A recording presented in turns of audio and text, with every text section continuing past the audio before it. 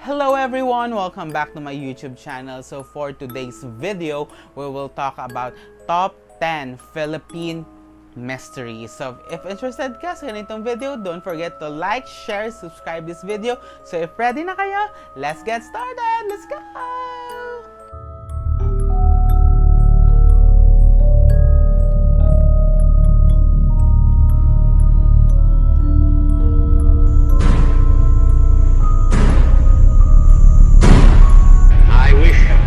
I wish indeed that my mother, whose memory I cherish across the veil of years, could have been here to see me.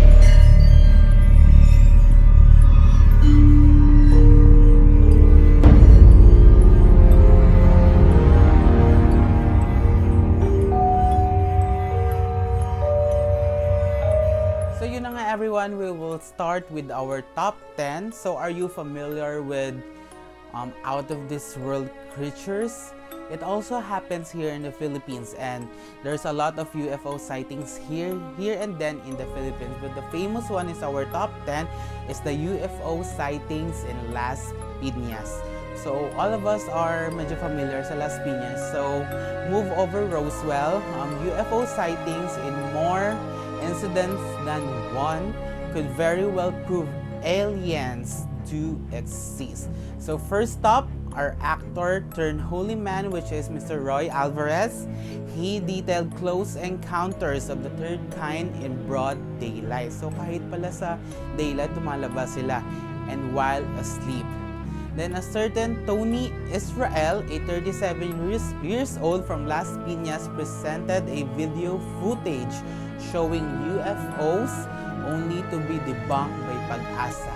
So si Tony Alvarez, meron siyang video. I tried to research that video and let's see if mapapakita ko sa inyo. I-insert ko yung clip na yun dito. But for me, UFO sightings is, you know, we're not alone in the universe. Alam naman nating lahat merong ibang planets, merong ibang universe, but doon siguro na mamahay yung ibang aliens. Pero hindi natin alam kung tayo naman talaga nandito sa universe. So for our number 9, let's talk about a teleporting which has happened for Gil Perez.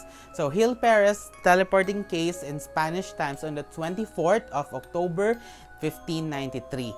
A certain Spanish soldier of low rank named Gil Perez, he is a member of the infamous Guardia Civil.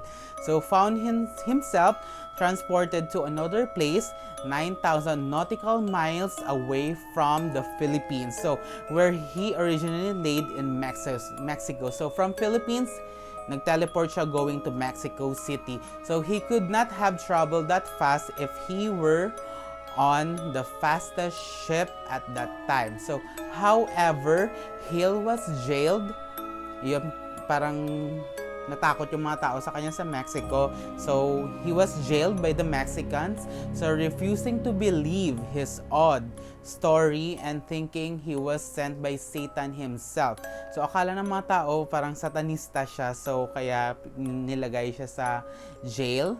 And who would have known it happened 1563 at hindi natin alam kung ano talagang nangyari, but his home country is the Philippines. So try to remember, from Philippines going to Mexico, parang ilang hours pa yan on flight. But what happened to Mr. Gil Perez on 1563, imported from Philippines going to Mexico. So we don't know what happened to that, but ang teleportation, hindi naman talaga ito posible sa ngayong panahon, but during that time hindi natin alam kung ano talagang nangyari doon, or meron talagang mystery events na nangyayari na dati, kaya nagkaroon tayo ng teleportation in the form of Mr. Gil Perez. So on October 23 of that year, Mr. Gil Perez experts cast doubt on the story. So parang nag-aalangan sila sa story niya as it was recorded 100 years after the said event in the 1600s. So parang na-document na lang yun ng mga tao 100 years after na yung nangyari. But kaya nga naging mystery na lang siya kasi wala, after 100 years na isulat nila yung nangyari yung mga panahong iyon. So ang next natin is kasama ito sa Filipino urban legends natin. I will put the link description box, which is the Romblon Triangle. So first coined by writer or researcher Alden Alag, the Romblon Triangle is the local version of the Bermuda Triangle, so located somewhere in the northern Romblon area. It had the Concepcion municipality as one of its endpoint, lying in between Sibuyan and Dos Hermanos Islands. So what made the area a fact meets fiction event is the apparent loss of many ships in the location, amounting to 40 recorded maritime disasters. For example, we have MV Don Juan in 1980 and MV Doña Paz in 1987 and MV Princess of the Stars also in 1987. So we tackle already that sa ating Filipino urban legend, so I will comment down below yung link. So guys, for our number 7 is the Miracle of the Roses on September 1948.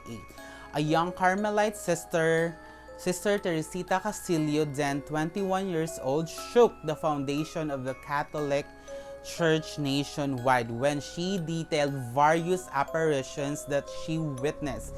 These apparitions occurring within the Carmelite monastery showed a beautiful lady on a cloud identified as Lady Mediatrix of Grace, which initially appeared while the young nun was praying at convent garden, so complete with rosary beads and dress in white cloth. The apparition appeared 15 times, leaving various flower petals enamored with the image of Jesus, Mary, and other biblical events. So, yung nangyari doon is parang nagpe-pray da yung nun, and then 15 times siya nagpakita, and yung Lady of Mediatrix, and umuulan daw ng flowers or ng roses, at may naka-imprint doon na mga biblical na mga pangyayari or mga biblical na tao such as Jesus, Mary, and also Joseph and yung mga apostles niya, naka-imprint daw yon. And I don't know, before nakita ko yung video na yun, but I don't know until now if it still exists, yung mga roses na yun, and I think parang preserve nila yon. So ang next one naman natin is our number 6, which is the Magsaysay plane crash. So the mystery of Mount Pinatubo, the name of the three-fated plane of one of the most loved president, has deepened even more. So authorities have ruled foul play, but how did President Magsaysay plummet to his death on the side of Mount Manungal after a visit in Cebu? Was it technical error, or could the packs of mangoes he carried on the plane? Nestor Mata, a journalist, survived the tragedy. So, alam na natin what happened to Mr. Ramon Magsaysay, his plane crash.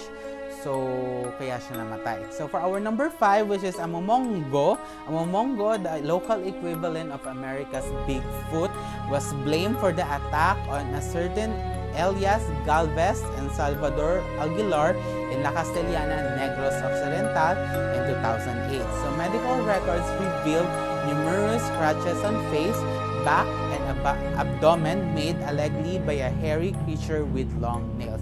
So kung ang America merong Bigfoot, here in the Philippines we have the Amomongo.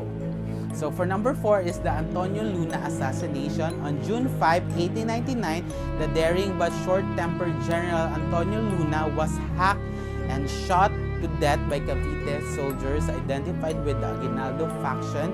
UP professor Vivencio Jose detailed it in his book, The Rise and Fall of Antonio Luna. So, alam naman natin yung nangyari kay Antonio Luna during that time. So, we will proceed to our number 3 is the Bonifacio bones. A fallen hero's bones are priceless, but Andres Bonifacio's remains are nowhere to be found.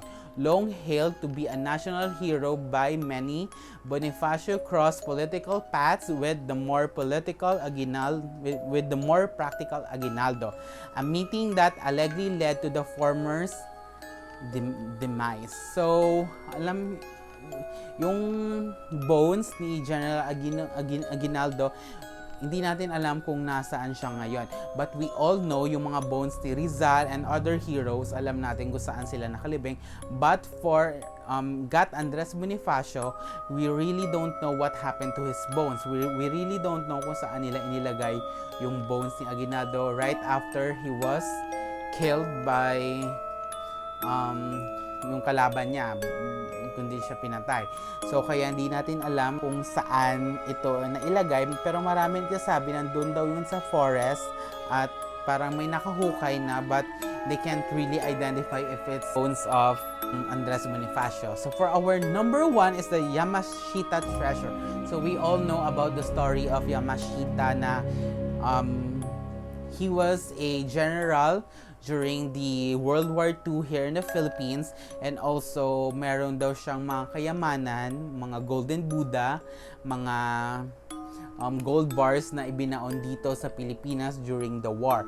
So ang nangyari daw dun is parang kinalat ni Yamashita yung kanyang kayamanan dito sa buong archipelago ng Pilipinas. Kaya yung mga treasure hunters nagtatry sila i-hunt kung totoo ba yung Yamashita treasure. And I think around 1980s or 1970s meron yata isang treasure hunter na sinabi niya na nahukay niya daw yung portion ng Yamashita treasure doon sa Baguio, at sabi niya meron daw siyang nakita doong golden Buddha at iyon ay kanyang kinuha.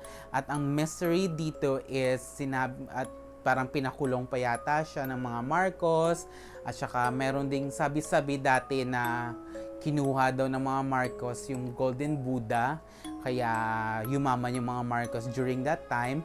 And also yung pinalit sa kanyang golden Buddha, hindi na daw yun ang totoong golden Buddha na nahukay niya sa Baguio, at meron daw talaga siyang palatandaan kung ano yung totoong golden Buddha. So everyone, that's it for our video for today. So if you enjoy this video, don't forget to like, share, and subscribe to my channel. So thank you so much for watching. Stay safe, everyone.